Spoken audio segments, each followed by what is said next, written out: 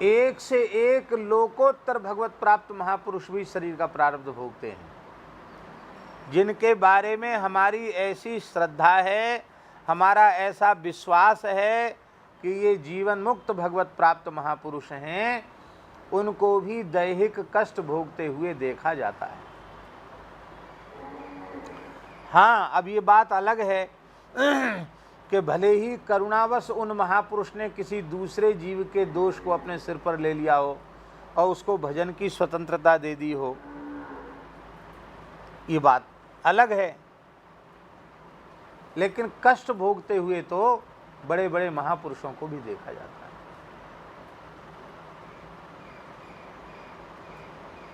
आपको हम क्या कहें,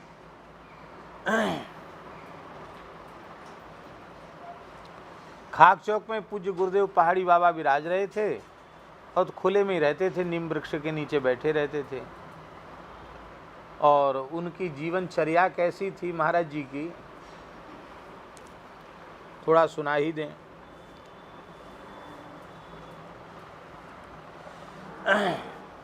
रात्रि को 2 बजे वो अपने आसन पर भजन में बैठ जाते थे, ध्यान में बैठ जाते थे।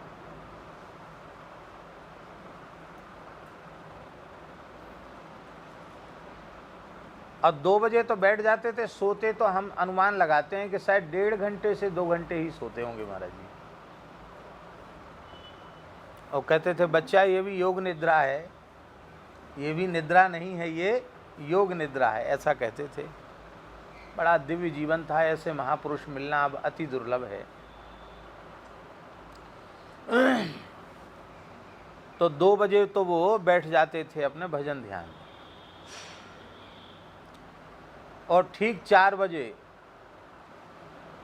जब ज़्यादा ठंडी होती तो ठीक 4 बजे वो आ जाते थे नीम के नीचे। टप टप ओस गिर रही है, पानी टपक रहा है, निकल पड़ो गुफाओं में से, निकल पड़ो, भजन करो भजन करो भजन करो भजन करो, ऐसा बोलने लग जाते महात्माओं को। निकल पड़ो गुफाओं में से, कमरे में से निकलो ही नहीं बोलते, निकल पड़ो गुफाओं में से, महात्माओं निकल पड़ो गुफाओं, करो भजन करो भजन करो, स्नान ध्यान करो भजन करो। वहाँ भी ध्यान में बैठे रहते। तो सब उठाए जाते तो धीरे से फिर कभी चाहते तो भीतर चले जाते। तो जैसे ही भीतर जाते, कोठरी थी कुआं के पास, उसमें वो विराजते थे। तो जैसे ही पौ फटती, पौ फटना जानते हैं ना, सूर्योदय नहीं हुआ, प्रभात हो गया, पौ फट गई, महाराज जी थोड़ी देर के लिए भीतर जाते थे कक्ष में, ऐसा समझो 5:30 के करीब। तो कक्ष में जैसे ही गए और भीतर से वो किवाड़ा लटका लेते थे, तो गलगलियाँ चिड़िया, ये छोटी छोटी चिड़िया होती ना गलगलिया वगैरह, सैकड़ों की संख्या में चिड़िया आकर के उनके गेट पर चोंच और पंजे से प्रहार करने लग जाती। और कोई भीतर से बंद तो सड़कोरा रहता नहीं था, थोड़ा खोलती फिर सब खोल देती, पूरा फाटक चिड़िया, और पूरे कक्ष में चिड़िया भर जाती, ची ची ची ची करके अपनी भाषा में, आ गई ये आ गई मधुकरी लेने, है तेरी जरे तेरी आ गई मधुकरी लेने, लो लो लो, बढ़िया माल खिलाऊंगा बढ़िया माल खिलाऊंगा। तो आपको सुन के आश्चर्य होगा, गाय के घी का नमकीन, तेल का नमकीन तो सबने सुना है, गाय के घी का नमकीन उनके लिए बढ़िया बनाते, अपने हाथ से बनाते नमकीन, और खूब बड़े डिब्बा में भर के रखते और फेंकते उनको नमकीन, ये बेसन वाला, और वो सब चिड़ियाँ प्रेम से खाती। एक दिन वो नमकीन घी खत्म हो गया तो तेल का नमकीन महाराज जी ने बनाया। दूसरे दिन चिड़िया आई, चोंच पंजा खोल करके भीतर घुस गई सब चिड़िया। अच्छा, चिड़िया जब घुसती थी महाराज जी खिलाते थे तो वो चिटाओं पे बैठ जाती, गोद में बैठ जाती, कंधे पे बैठ जाती, शरीर भर पे चिड़िया बैठ जाती, विचित्र, पूरे आसन पर चिड़िया। अरे री री री री री अरे री री रे, पंजा लगता है चोंच लगती है, पंजा लगता है चोंच लगती है, ऐसे बोलते जैसे बच्चों से बातचीत कर रहे हों। तो वो तेल वाला नमकीन था, वो डाला तो चिड़िया नाराज हो गई, नहीं खाया उन्होंने, किसी ने नहीं खाया। हमसे बोले अमुकदास, हाँ महाराज। बोले देखो, आदमी की जबान नहीं बिगड़ती, साधु की जबान, इनकी जबान बिगड़ गई। अब इनको घी का नमकीन खाने का अभ्यास हो गया, कहती तेल का नहीं खाएंगे। अरे राम राम, अरे राम राम, सवेरे सवेरे बेचारी निराश होके चली गई। अरे राम राम, ओहो, अरे राम राम, बड़ा बुरा हुआ। हे भगवान, हे भगवान, बेचारी चली गई। अरे राम राम, चली गई बेचारी। पर अलमारी लकड़ी की खुलवाई, देखो इसमें एक किशमिश का पैकेट इतना बड़ा निकला। उसको पानी से धोया और बोले आ जाओ री चिड़ैया, आ जाओ री, बढ़िया माल खिला में, क्या नमकीन में धरा है, बढ़िया माल खिला में। जैसी आवाज़ लगाई फिर सब चिड़िया आ गई, ची ची ची ची करके फिर आ गई, और फिर पूरा किशमिश का पैकेट बिखरा दिया, खा के सब चली गई। बोले भैया आप घी लाओ कहीं से, बाजार से बढ़िया घी लाओ, घी का नमकीन बनाओ।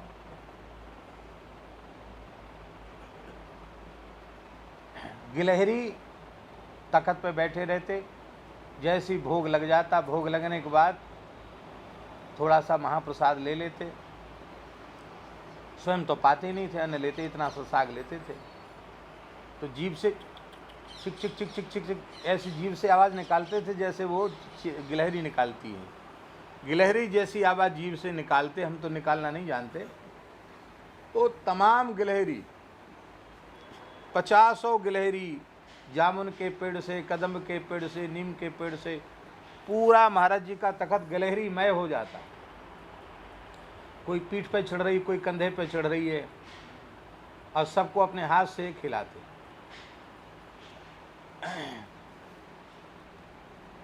कुठार में बढ़िया दाल और चावल 2 बर्तनों में, और गेहूं, ये 2-3 बर्तन खुले रखते। किस लिए? कहते चूहों के का मील कारखाने लगे, चूहों को खाने के लिए। कुठार में लोग इसलिए व्यवस्था करते हैं कि चूहा नहीं खावे। बाकी सामान तो बढ़िया रखते थे, लेकिन कुछ सामान ऐसा खुला रखते थे, उन पर ढक्कन कोई लगा दे तो उसको फिर आसन उठा के भाग नहीं पड़ता। कहते भगवान ने, तुम कहते हमारा स्थान है, चूहा कहते हमारा स्थान है। इनकी कोई खेती हो रही है, इनकी कोई दुकान है, इनका कोई व्यवसाय है क्या? चूहों को कहते खूब खाओ, खूब खाओ, चाहे जितना बड़ा नुकसान कर दें। प्रत्येक प्राणी का पोषण उनके यहाँ होता था। और बंदर तो बंदर, बंदर तो उनको घेरे ही रहते थे। तो एक बंदर को बंदर बुलाए महाराज जी ने, बढ़िया माल आ गए तो बंदर बुलाते, और अस्वस्थ हो गए थे, गीता डॉक्टर ने इलाज करती तो कुछ दवाई भी उनको, अंग्रेजी दवाई भी अंत में लेनी पड़ती थी। तो उनका दवाई खाने का मन नहीं होता, तो कहते सब दवाई का पैकेट ले आओ, हमको कब कौन दवाई खानी है तुम्हें क्या पता है, हम तकलीफ़ पाते हैं, सब दवाई ले आओ यहाँ। तो दवाई ला करके रख लेते, अपने चुप खुले में बैठे हैं। बंदर स्वाभाविक है, पैकेट बंधा हुआ अपने आप ले जाएगा, या तो उनके सीखे पड़े बंदर रहते होंगे। तो जब ले जाते, ले गया, सब दवाई ले गया, सब सैकड़ों रुपए की दवाई ले गया। अरे राम राम। तो महाराज जी लाए पकड़ के, अब क्या लाओगे? दवाई गई, रोक गया, दवाई गई, रोक गई। बहुत अच्छा किया, बंदर ले गया, तो है तेरी जरे तेरी, दुनिया भर की गोली खानी पड़ती, हे भगवान बहुत अच्छा हुआ। ऐसा भी करते थे। तो बंदरों को भी खूब खिलाते थे। तो सब बंदर आए, एक बंदर नहीं आया, वो नीम पर बैठा रहा एकदम उदास। जो सब चले गए तो महाराज जी ने कहा, अरे भाई तू क्यों नहीं आया, आजा आजा आजा। बड़े धीमे से उतर के आया, तख्त पे बैठ गया। तो महाराज जी ने कहा तबीयत ठीक नहीं है? कहता तो महाराज जी ने उसको हाथ ऐसे, जैसे हाथ पकड़ के देखते हैं ना, जैसे बच्चों के बुखार है क्या, देखें, अरे राम राम राम, ओ हो, बहुत तेज बुखार है इसको, बहुत तेज बुखार है, ओ हो, बहुत तेज बुखार, आंख में आंसू आ गए, अरे राम राम बहुत तेज बुखार है। लो हमें तो गीता डॉक्टर ने दवाई दे जाएगी, इस बेचारे को कौन इंजेक्शन लगाएगा, इसको इंजेक्शन तो कभी नहीं लगाते, इसको कौन इंजेक्शन देगा, इसको कौन गोली देगा, अरे राम राम, इसको बुखार आ गया। बुखार आ गया, अरे राम राम बुखार आ गया, अरे भूखे क्यों मरता है, कुछ खा ले कुछ खा ले।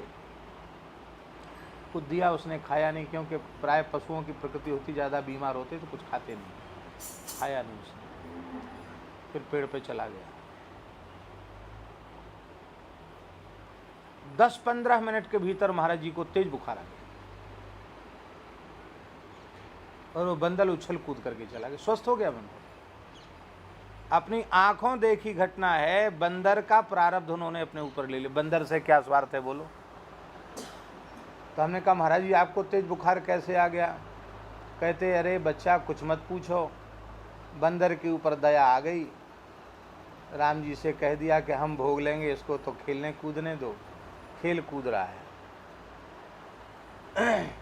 खांसी का सिरप ले रहे, वो नारियल की कीबू रहती थी उसमें चाट रहे थे, तो एक बंदरिया खांसी, अच्छा तो एक खांसी आ गई है, आजा आजा आजा आजा आजा, अरे बहुत बढ़िया दवाई लाती है गीता डॉक्टर ने, आजा आजा आजा आजा आजा। तो अपनी सिरप में से पवाया, तो परमहंस महात्मा थे, उसी में से चाट करके थोड़ी बची थी, उसी में से ऐसे उंगली से ले जीव ने कहा चाट चाट, बंदरिया चाट रही है। फिर शाम को फिर महाराज जी दवाई लेने बैठे, तो फिर वो आई, क्यों तेरी खांसी कुछ कम भई है, कहती तो ले आजा आजा, फिर ले ले। समय से बंदर उन पर खांसी का सिरप चाटने आते थे। ऐसा महात्मा हमने तो नहीं देखा है, विलक्षण उनका जीवन था। क्या स्वार्थ था उनका।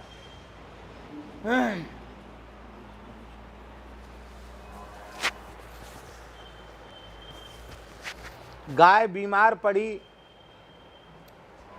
हमको बुलाया, बोले इसने राम जी को बहुत दूध पिलाया, बहुत सेवा की है रघुनाथ जी की, अब ये आखिरी समय है इसका, इसको गीता विष्णु सहस्त्रनाम सुना दो। घर में कोई मरने लग जाए तो लोग इतनी चिंता नहीं करते कि इसकी सदगति हो जाए, गाय के लिए बोले गीता विष्णु सहस्त्रनाम सुना दो।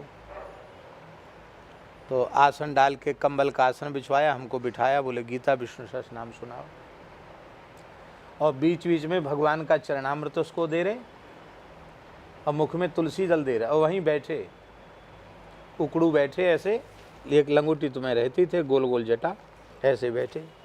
ओहो हो बहुत कष्ट पाए रही। अरे राम राम, गोपाल जी दया करो, खूब दूध पिया है इसका, खूब माखन खाया है, खूब खीर खाई है, अब ऐसे कष्ट दे रहे हो, है तेरी जय रे तेरी। ठाकुर जी को भी कहते है तेरी जय रे तेरी। अरे राम राम बताओ, इसको अब कष्ट दे रहे हो, राम राम राम राम। सुनाओ, जोर से सुनाओ, कान में आवाज़ जानी चाहिए, जोर से सुनाओ। तो पूरी गीता गौ माता ने सुनी, पूरा विष्णु सहस्त्रनाम सुना। जैसी विष्णु सहस्त्रनाम का अंतिम शब्द आया, सर्व प्रहरणा युद्ध ओंग नम इति, इतना कहती गाय ने अपने प्राण त्याग दिए। महाराज जी कीर्तन करते रहे। फिर हम लोगों से कहा कि जाओ अब गाय को, हमको तो कहा तुम तो आज पंडित जी हो, तुमने तो सुनाया है गाय को, तुम्हें दक्षिणा मिलेगी, और संतों विद्यार्थियों से कहा कि इसको जमुना जी में समाधि देने के लिए ले जाओ। बुग्गी मंगाई और बड़े प्रेम से उसको कीर्तन करते हुए ले जाओ। पुरानी बात है, हमको 11 सिक्का दिए उन्होंने, वो लोहे के जो चलते, अब तो सिक्का कम चलते हैं, कलदार, तो 11 सिक्का हमको दिए, बोले ये दक्षिणा है। हमने कब डर गए, हे लेता क्यों नहीं है, गाय का कल्याण कैसे होगा, ब्राह्मण दक्षिणा लेना चाहिए, ब्राह्मण को ले लिया दक्षिणा। हमने भक्तमाली जी के पास गए, उनके महाराज जी उन्होंने दक्षिणा दिया, अब हम क्या करें।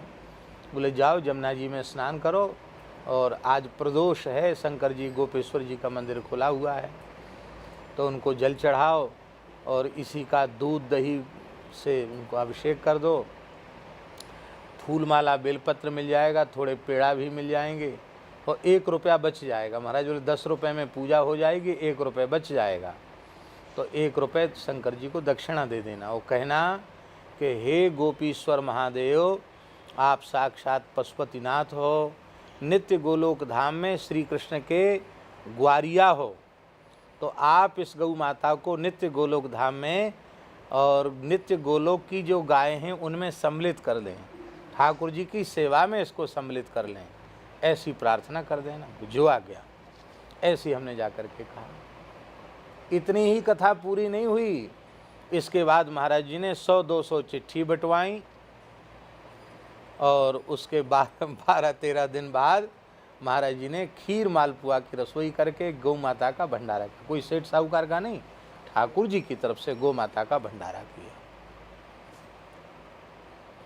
शायद इतनी करुणा अपने परिजनों पर भी गृहस्थ नहीं कर पाते हैं जैसा हमने संतों को देखा। प्राणी मात्र जैसे उनसे बात करता था, सर्वभूत हिते रता, सभी प्राणियों की आत्मा से उनकी एकात्मकता का संबंध जुड़ गया था। ऐसे दिव्य महापुरुष।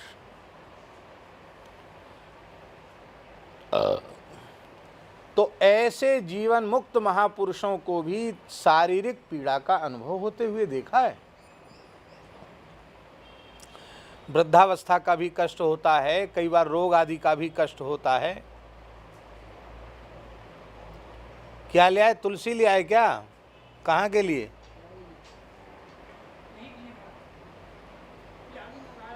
अच्छा, त्यागी मंगाया।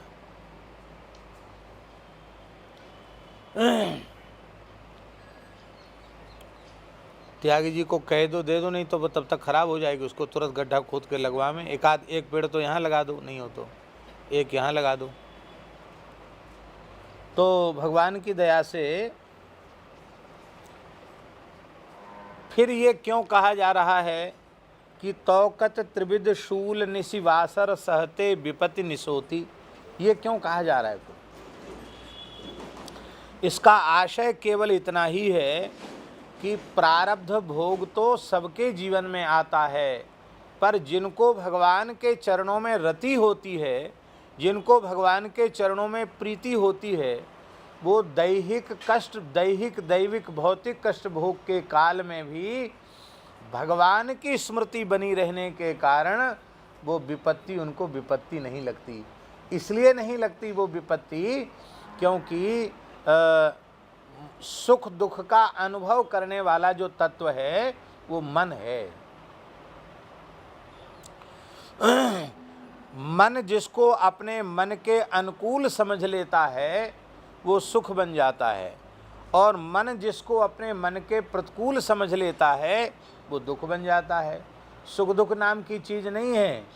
मन जिसको अनुकूल समझता है उसको सुख मानता है, मन जिसको प्रतिकूल समझता है उसको दुख मानता है।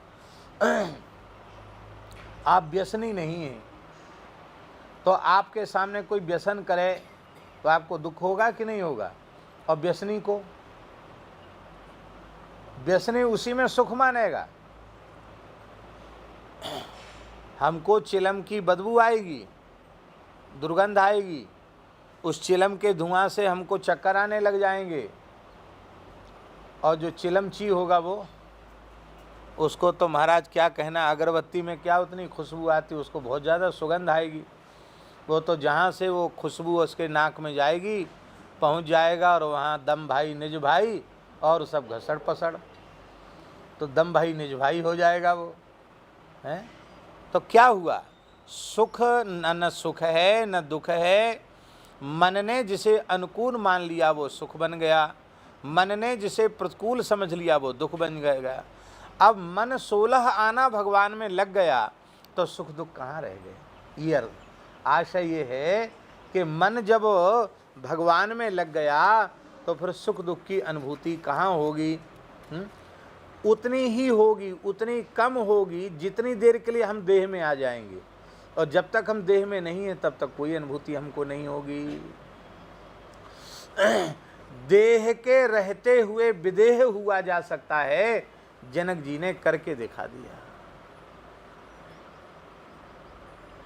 इसलिए गोस्वामी जी ने कहा, मन जहाँ तहाँ रघुवर वेदे,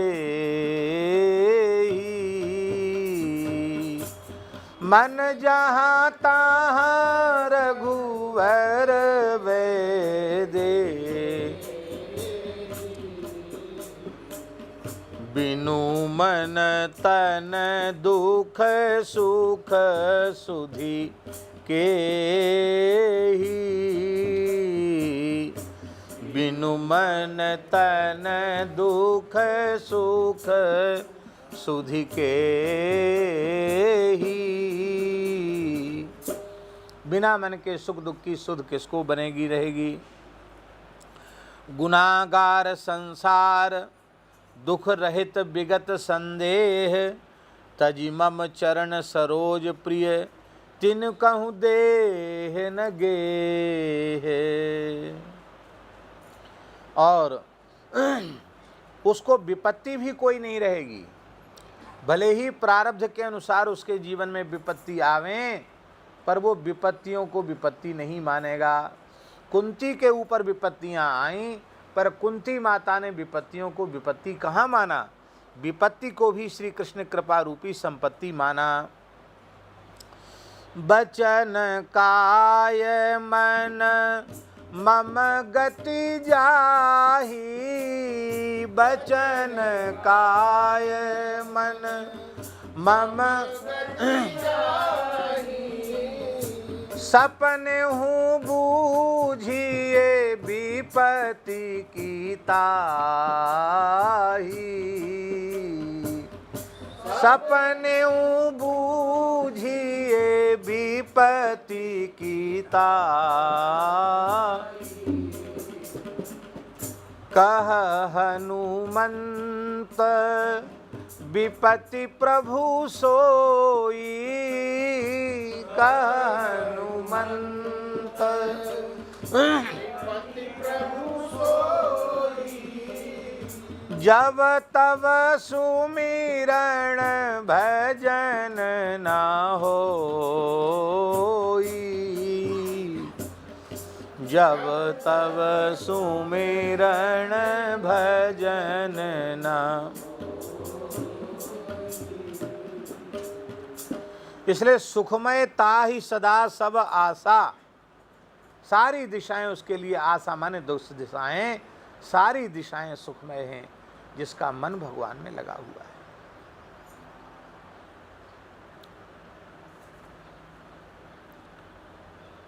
अति दीन मलिन दुखी नितहि, जिनके पद पंकज प्रीति नहीं। उत्तरकांड में भगवान शिव स्तुति करते हुए कहते हैं, वही दीनहीन मलिन और दुखी हैं जिनकी हे रघुनाथ जी आपके चरण कमलों में प्रीति नहीं है। प्रीति है वे न दीन है, न हीन है, न मलिन है, न वे दुखी हैं। बहु रोग वियोगन लोग है, भव दंघ्रि निरादर के फले। ये भवरोग ग्रसित क्यों हुआ, ये विपत्ति क्यों आई? क्योंकि आपके चरणों का उन्होंने तिरस्कार कर दिया, आपके चरणों का अनादर कर दिया। जो भगवान के चरण कमलों में अनुराग रखने वाले महापुरुष हैं, वो तो सममान निरादर आदर ही, सब संत सुखी विचरंती मही। उनको मान सम्मान अनादर तिरस्कार सब में एक जैसी बात होती है। तिरस्कार की अनुभूति नहीं होनी चाहिए। कोई कुछ भी कह दे, कैसा भी कह दे, मन में अपमान की अनुभूति नहीं होनी चाहिए, मन में दुख पीड़ा नहीं होना चाहिए। तो कहते हैं कि यदि राम जी के चरणों में हमारा प्रेम होता तो ये त्रिविध ताप हमको सहन नहीं करने पड़ते, अहरनिश हमें विपत्तियों को भोगना नहीं पड़ता।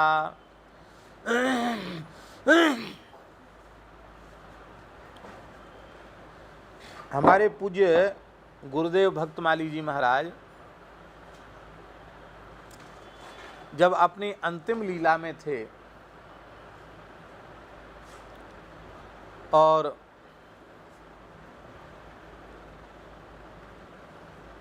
ये 2006 में 1 जून को महाराज जी का भगवत धाम प्रयाण हुआ। ज्येष्ठ शुक्ल पंचमी श्रुति पंचमी थी। बाबूजी तो थे ही, यहीं थे ना बाबूजी, तो पूरे अंतिम क्षण तक बाबूजी को सेवा का सौभाग्य मिला, दमोह वाले बाबूजी महाराज जी को। और अब परमहंस जी की सेवा का सौभाग्य नहीं मिल रहा है। बड़े भाग्यशाली हैं, ठाकुर जी की बड़ी कृपा है। तो महाराज जी को एक अटैक आया। डॉक्टर साहब चंद्रेश जी भी आए थे। उन्होंने कहा कि इतने भयंकर अटैक को झेलना कोई सामान्य बात नहीं है। वो अटैक भी प्रेम का ही अटैक था, वो कोई प्राकृत देह संतों का होता नहीं, रोग भी उनका प्राकृत नहीं, वो दिव्य ही होता है। वो किस लीला में खेल रहे हैं तो वही जाने। तो महाराज जी की पीड़ा को विचार करके हम जो है, वैसे बिहारी जी कम जा पाते हैं, जाना चाहिए, नहीं जाते हैं, ऐसे ही प्रमादी जीव हैं। तो उस दिन हम बिहारी जी प्रार्थना करने गए, ये प्रार्थना करने गए बिहारी जी से कि महाराज जी का कोई ऐसा रोग आदि हो तो हमारा शरीर तो युवा है, आप कृपा करें वो हमारे ऊपर ही आ जाए और महाराज जी शारीरिक पीड़ा महाराज जी को न रहे। ये प्रार्थना करने गए कि महाराज जी की आयु भी यदि ऐसी कम हो रही हो तो हमारे जैसे लोगों की आयु का तो क्या महत्व है, आयु भी उनको समर्पित हो जाए और कोई आधी व्याधि हो तो हम उसको अपने शरीर पर भोग लें। ये प्रार्थना करने बिहारी जी से गए थे आर्त भाव से। वहाँ हमको एक संत मिले, उपाध्याय जी,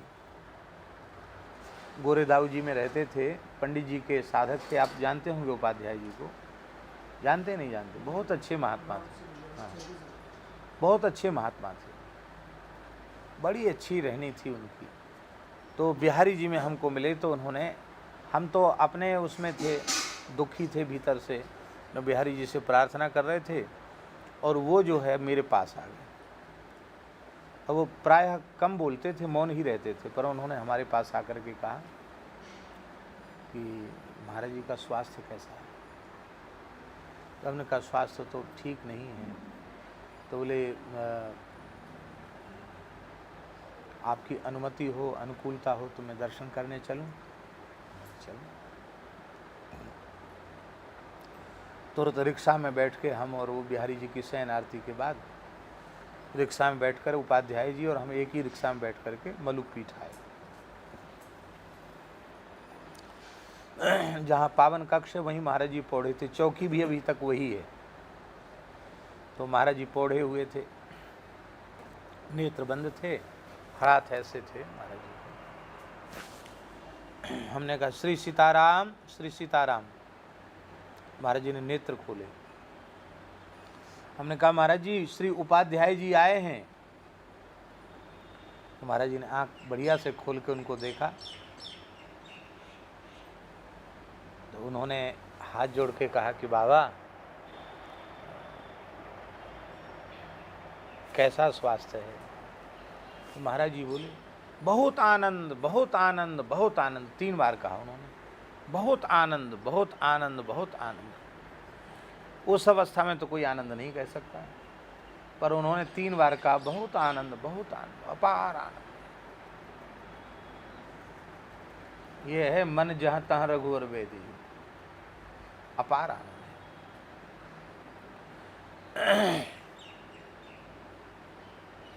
एक क्षण बाद कहा एक बात का बहुत कष्ट है, बड़ी पीड़ा है। तो श्री उपाध्याय जी ने कहा महाराज जी क्या पीड़ा है। बोले आप जैसे भजनानंदी संत इस नाशवान शरीर की अस्वस्थता का समाचार सुनकर अपना भजन साधन छोड़कर यहाँ तक आ रहे हैं। आप लोगों का भजन साधन प्रभावित हो रहा है, इस बात का कष्ट है।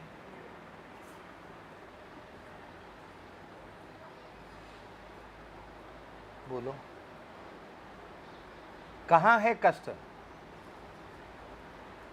इसलिए देह में जितनी अहंग बुद्धि होगी पीड़ा उतनी अधिक होगी।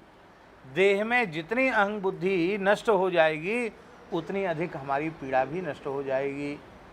और ये तब होगा जब हमारा मन मनमोहन में लग जाए, और नहीं तो सब काम गड़बड़ है। एक महात्मा थे भैया जी, कानपुर देहात क्षेत्र में गंगा जी के किनारे रहते थे। उनके एक शिष्य थे पूज्य श्री कवि जी महाराज, उनसे भी हमने कुछ दिन पढ़ा। बहुत अच्छे महापुरुष थे। तो विरक्त संत थे, उनके शिष्य थे।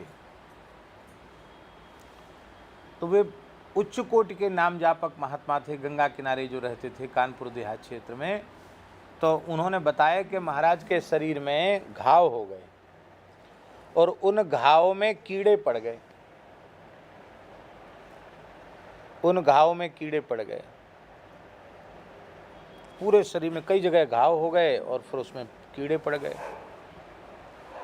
तो जब कीड़े पड़ गए, वो कीड़े बिलबिला के घाव से नीचे गिर जाते, तो वे अपनी उंगलियों से उठा करके उनको फिर घाव में रख लेते और कीड़ों से बातचीत करते कहते, भैया कहाँ जाओगे, भटकोगे, बेचार भूखे प्यासे मर जाओगे, जितने दिन है इसका शरीर का होना ही क्या है, खाओ पियो मौज करो। श्री सीताराम, श्री सीताराम, श्री सीताराम, श्री सीताराम ऐसे बोलते रहते थे। कभी चेहरे पर दुख कष्ट की वेदना की रेखा भी किसी ने नहीं देखी। उनके घावों से दुर्गंध नहीं सुगंध आती थी। गांव के लोग बोले आपको कानपुर शहर ले जाएंगे, इलाज कराएंगे आपका, तो बैलगाड़ी ले आए। बैलगाड़ी में लेके चलेंगे, पैरा बिछा लिया, प्यारा होता ना पैरा, प्यार, वो बिछा लिया, ऊपर से दरी फर्श बिछा लिया। बोले इसमें आपको बिठा के ले चलेंगे, आपको कानपुर इलाज कराएंगे। बोले जो हमारा इलाज कराने ले जाएगा ना, उसका अनिष्ट हो जाएगा। अब गृहस्थी बेचारे इसीलिए सेवा करते हैं कि हमको कुछ पुण्य मिले, लाभ मिले। वो सिद्ध महात्मा कहते हैं कि हमको इलाज के लिए ले जाएगा, उसका अनिष्ट हो जाएगा, उसका बुरा हो जाएगा। बुरा हो जाएगा तो भैया बोले बाबा तो इतनी श्रद्धा तो हमें नहीं कि अपना बुरा करके तुम्हें ठीक करें। लोग बेचारे उदास होकर चले गए और महाराज गंगा जी के जल में प्रविष्ट हो गए और 8-9 दिन तक गंगा जी के पानी में ही रहे, बाहर निकले, खाना पीना सब बंद। हमको बस ले जाएंगे लोग, हॉस्पिटल ले जाएंगे, हम तो राम राम करने वाले साधु, हमें डॉक्टर से क्या लेना, हमें दवाई से क्या लेना देना। पूरे गांव के लोग, कई गांव के लोग इकट्ठे होकर बोले बाबा अब हम आपसे नहीं कहेंगे कि आप हॉस्पिटल चलो, क्षमा करो बाबा, आप गंगा जी से बाहर निकलो। 8-9 दिन में बाबा का सारा शरीर गंगा जी के पानी में गल गया, सारे घाव गल गए और मछलियां सब घाव को चुग गईं। बाहर आए तो चमड़ी तक गल के सब बह गई थी। वृद्ध संत थे, अब तो देखा ना जाए शरीर ऐसा। और थोड़े ही दिनों में महाराज जी नई चमड़ी आ गई, कहीं कोई घाव का चिन्ह नहीं रह गया और महात्मा जैसे जुगल जी के शरीर का वर्ण है ऐसा शरीर का वर्ण था। और जब ठीक हो गए एकदम दिव्य, उनका तपे हुए सोने के जैसा गौर वर्ण हो गया। ऐसे लगा मानो जैसे कायाकल्प हो गया हो। 20-25 दिन के बाद ऐसा लगा कि महात्मा ने कायाकल्प कर लिया।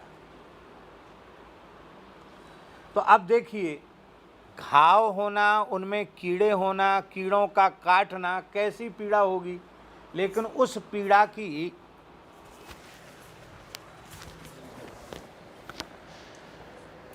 वो तुम बैठ जाओ, उस पीड़ा की तनिक भी वेदना उनको नहीं है। इसका तात्पर्य क्या है कि उनकी वृत्ति शरीर में नहीं है, उनकी वृत्ति संसार में नहीं है, उनकी वृत्ति भगवान के भजन में है।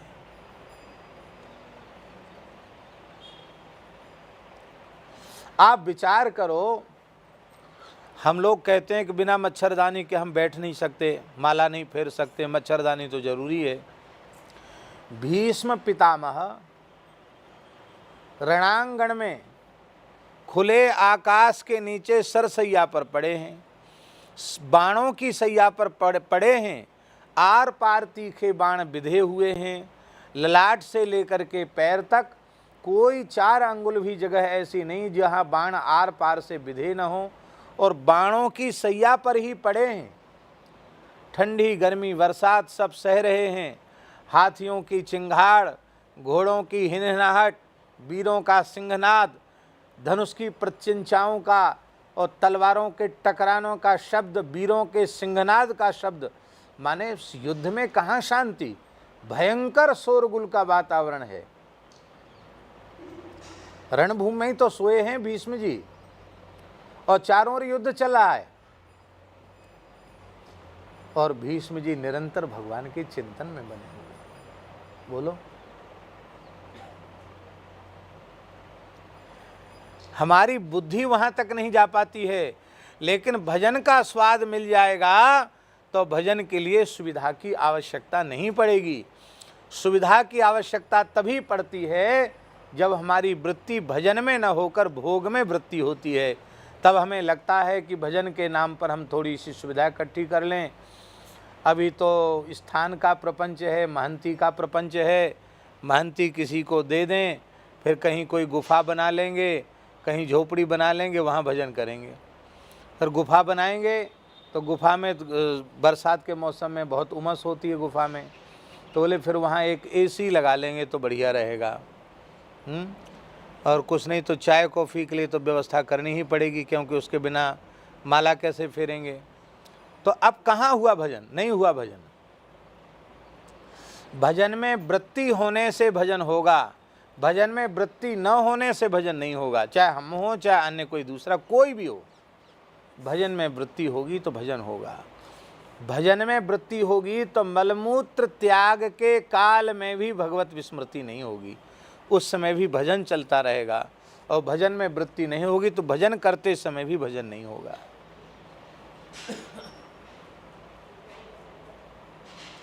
अहर्निश भजन होता है महापुरुषों का, महात्माओं का अहर्निश भजन होता है। पूज्य सद्गुरुदेव भगवान की कोटि के जो संत हैं उनका अहर्निश भजन होता है। तो तौकत त्रिविध सूल निशिवासर सहते विपति निसोती। अब आगे कह रहे हैं, जो संतोष सुधा निशिवासर सपनेहु कबहु क पावे, तो कत विषय बिलो की झूठ जल मन कुरंग ज्यों धावे। क्या बढ़िया बात है। कहते हैं यदि संतोष रूपी जो अमृत है उसका एक कण भी यदि हमें भली भांति मिल जाता, स्वप्न में भी यदि हमको मिल जाता, तो ये हमारा मन रूपी मृग, ये हमारा मन रूपी कुरंग माने मृग हिरन, ये विषय रूपी मृग तृष्णा के जल की ओर भागता नहीं। मृग तृष्णा जानते हैं ना, मृग मरीचिका, मृग तृष्णा।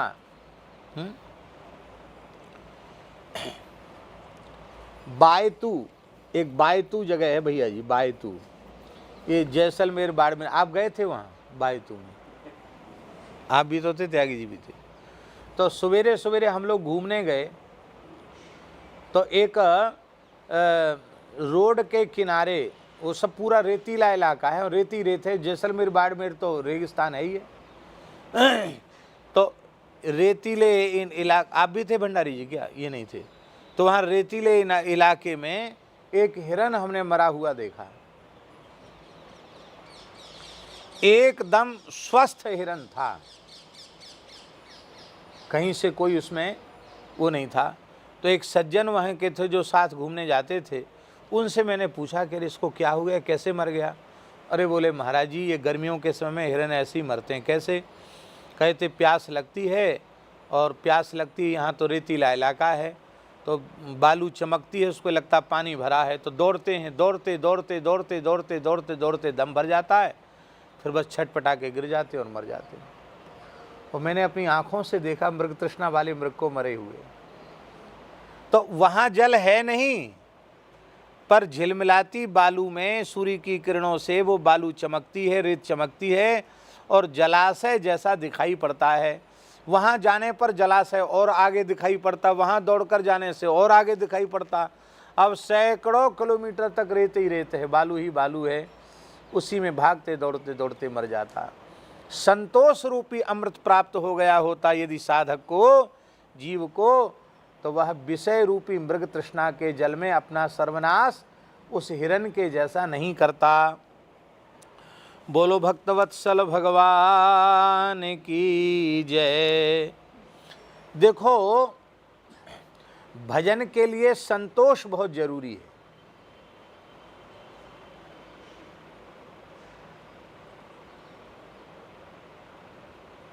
संतोष बहुत जरूरी है।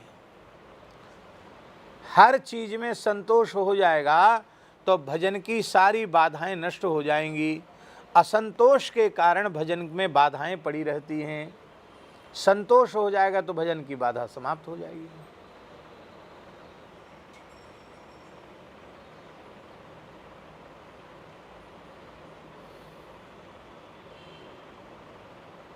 गोस्वामी जी ने क्या कहा?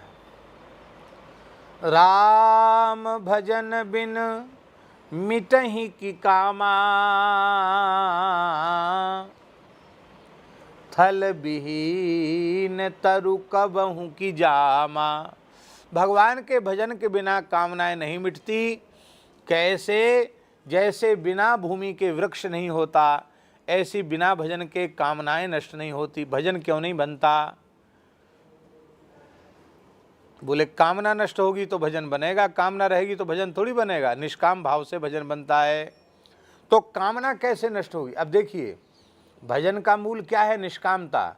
और निष्कामता का मूल क्या है? निष्कामता का मूल संतोष है। इसलिए गोस्वामी जी ने कहा, बिनु संतोष न काम न साही,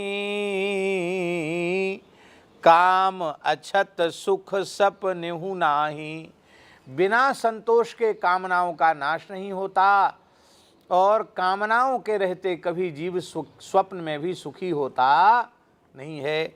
जीवन में संतोष बहुत आवश्यक है। इसलिए सबरी माई को जो भगवान ने उपदेश किया, उस नवधा भक्ति में 8वीं भक्ति, 8म जथा लाभ संतोषा। 8वीं भक्ति में, नवधा भक्ति में 8वीं भक्ति है जथा लाभ संतोष। और जथा लाभ संतोष सदाई। सदा सरल स्वभाव न मन कुटिलाई, जथा लाभ संतोष सदाई। लोभ जो है सारे पापों की जड़ है। लोभ सारे पापों की जड़ है। जितने भी संसार में पाप बनते हैं वो लोभ के कारण बनते हैं। और चाहे जितना कथा बाँच लो और नाटक कर लो, जब तक लोभ नहीं जाएगा तब तक भगवान की माया पिंड छोड़ने वाली नहीं है। संत श्री मलुकदास जी महाराज ने कहा, जब लगी जीव का लोभ न छूटे, तब लगी तजे न माया। घर घर द्वार फिरे माया के, पूरा गुरु नहीं पाया। सबसे लालच का मत खोटा। इस पद में उन्होंने कहा।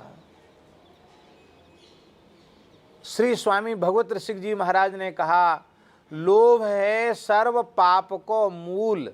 सारे पापों की जड़ का नाम है लोभ।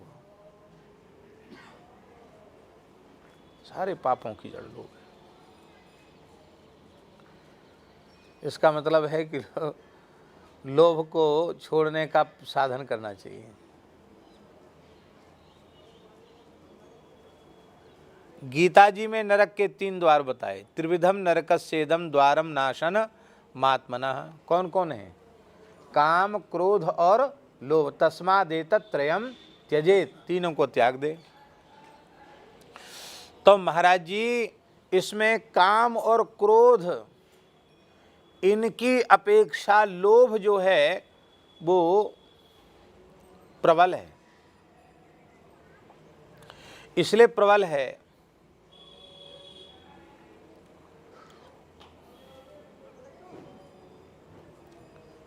आदि शंकराचार्य भगवान कह रहे हैं, बयसी गते कह काम विकारः, शुष्के नीरे कह कह सारः। आदि शंकराचार्य भगवान कह रहे हैं, बयसी गते कह काम विकारः, शरीर अत्यंत वृद्ध जर्जर हो गया, इंद्रियां बहुत शिथिल हो गईं, लघुशंका भी ठीक से उतरती नहीं है, आँख से दिखता नहीं, कान से सुनाई नहीं पड़ता है, दांत सब गिर गए, कमर झुक गई, झुर्रियाँ पड़ गईं, शरीर शिथिल हो गया। अब उस स्थिति में कोई कहे कि हम तो निर्विकार हो गए, तो निर्विकार नहीं होगे और क्या होगे हैं? तो एक अवस्था आने पर काम विकार नहीं रह जाता है। एक ऐसी भी परिस्थिति आती है जिसमें क्रोध भी नहीं रह जाता है।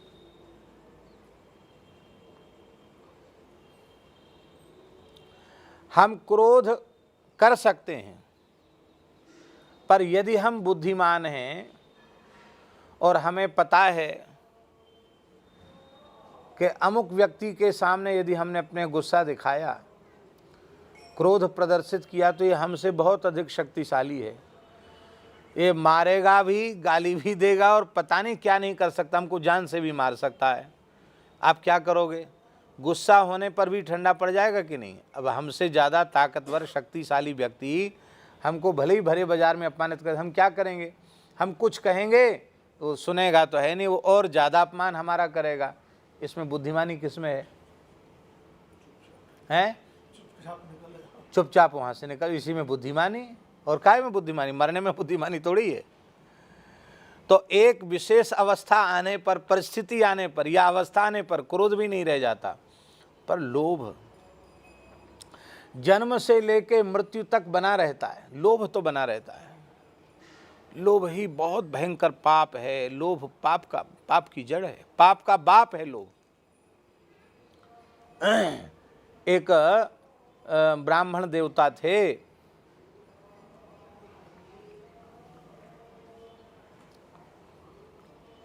उनके पुत्र वाराणसी पढ़ने गए और खूब मन लगा के उन्होंने पढ़ा। व्याकरण, न्याय, वेदांत, साहित्य, ज्योतिष सब पढ़ा, कर्मकांड सब पढ़ा।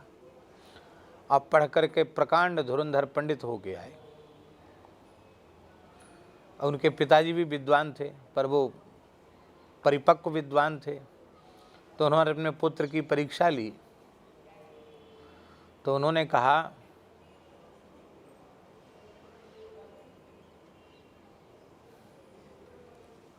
पाप का बाप क्या है बताओ? क्या कहा? पाप का बाप क्या है बताओ? क्या पढ़े बनारस में? बताओ, पाप के बाप का परिचय दो। क्या है पाप का बाप? कौन है पाप का बाप? तो वो विचार करने लगे कि हम पूरा व्याकरण शास्त्र पढ़ लिए, कहीं पाप के बाप का नाम तो आया नहीं। न्याय, व्याकरण, वेदांत सब पढ़ लिए, पाप के बाप का नाम तो कहीं नहीं आया। तो पिताजी ने कहा, मूर्ख कहीं के, ठगता है कि हम पढ़ लिख के, क्या खाक पढ़ लिख के आया? जा पता लगा कि आप पाप के बाप का नाम क्या है, तब घर में घुसने देंगे? नहीं, घुसने नहीं देंगे। मन में सोचा कि वहाँ से तो समावर्तन करा के आ गए। पिता के एकमात्र पुत्र हैं और पिता इतने कठोर निर्दयी कि हमको बताओ, पानी तक की पूछी नहीं, बैठते ही चर्चा होने लगी और हमको जो है कहते पाप के बाप का नाम बताओ, उन्होंने भगा दिया हमको घर से। अब तो भाई पता तो करना ही पड़ेगा। अब बनारस भी दूर है, चल पड़े, लेकिन पिता के भक्त थे, चल पड़े। तो चलते चलते चलते चलते एक दिन भूखे प्यासे बेचारे संध्या हो गई।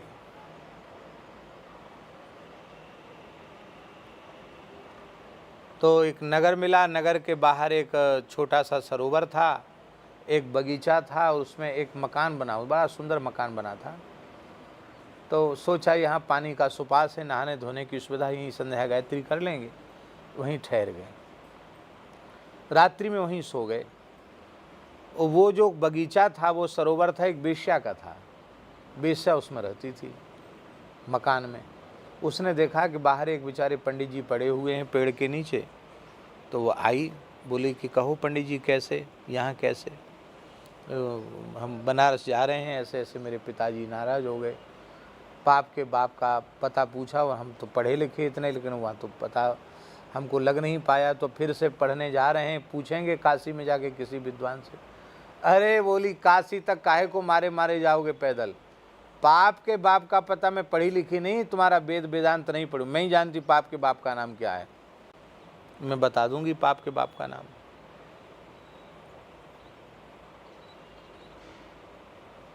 अरे तो साहब की बड़ी कृपा है, आप पाप के बाप का नाम बता देंगी तो हमको वहाँ तक नहीं जाना पड़ेगा। अच्छा बताओ, ऐसे थोड़ी बताएंगे, रहो यहाँ, रहो कुछ दिन रहो, बताएंगे पाप के बाप का नाम बताएंगे। ब्राह्मण ने सोचा चलो कोई बात नहीं, किसी के पास रहने पड़े, हमें क्या लेना देना, पाप के बाप का परिचय जानना है। दोपहर हो गया, कुछ खाए पिए तो नहीं, एक दिन तो भूखे चला गया उपवास में, दूसरे दिन भी भूखे। अब मैं कहाँ जाऊँ, इसको छोड़ के जाऊँ, कहाँ भिक्षा मांगने जाऊँ, क्या करूँ? तब तक वेश्या आई। बोले महाराज भीतर आओ, आपको पाप के बाप का परिचय प्राप्त करना है, भीतर आओ। भीतर आ गए। अब कड़ाके की भूख तो लगी ही थी, तो बोले देखो बढ़िया हमने खीर मालपुआ की रसोई बनाई है, प्रेम से पाओ। उनका नहीं नहीं हम ब्राह्मण हैं, तुम्हारा अन्न तो कैसे हम खाएंगे? अरे क्या है, श्रद्धावान हूँ मैं। देखो एक थाली भर के मोहर लेके आई, एक एक ग्रास पर एक एक मोहर दूंगी।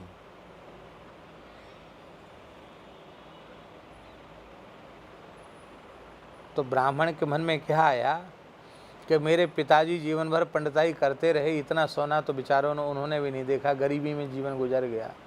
हम भी बनारस पढ़े, आएंगे इसी क्षेत्र में देहात में पंडिताई करनी पड़ेगी, कौन हमारा न्याय व्याकरण वेदांत पूछने वाला है? खूब भरपेट खा ही लें, फिर प्रायश्चित कर लेंगे, गायत्री जप लेंगे, क्या है अपने को, खा लेना चाहिए, बढ़िया माल है, भूख भी लगी रही है, कोई बात नहीं, खा लेना चाहिए। तो मन में तो था, लेकिन वो ऊपर से मना कर रहे थे। उसने कहा देख लो महाराज, ये सब आपको मैं अर्पित करूँगी। बोले भाई अब कोई बात नहीं, वैसे तो नहीं खाना चाहिए, लेकिन अब तुम्हारा प्रेम भाव हमको देख करके बहुत दया आ रही है तुम्हारी, ऐसे ही लोग कहते हैं, तुम्हारा प्रेम भाव देख करके हमारा भाव का आदत, तुम्हारे मन को हम दुखी नहीं करना चाहते, तुमको दुखी नहीं देख सकते, कोई बात नहीं हम पाएंगे। उसने कहा महाराज एक प्रार्थना हो रही, मैं अपने हाथ से आपको खिलाना चाहती हूँ, परोस के नहीं, ऐसे मालपुआ को खीर में डुबा करके अपने हाथ से ग्रास बना के आपके मुख में देना चाहती हूँ।